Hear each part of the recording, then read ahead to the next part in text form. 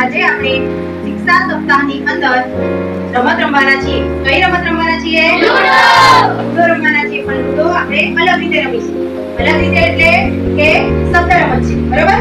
તમારે પાસો ફેંકવાનો, પાસામાં જેટલા અંક આવે એટલા અંકનો તમારે શબ્દ બોલવાનો છે. ધારો કે 2 આવ્યા તો 2 અંકનો શબ્દ, એટલે કે કોઈ પણ દાદા, મામા, કાકા, કોઈ પણ 2 અંક આવે એવો શબ્દ બોલવાનો છે. બરોબર? તો જેટલા અંક પડે એટલાનો શબ્દ આપણે બોલવાનો છે અને પછી આગળ વધવાનું છે. અગર તમે 6 સેકન્ડની અંદર જો શબ્દ ના બોલી શક્યા તો તમારો વારો ગયો અને નેક્સ્ટ બીજા નો.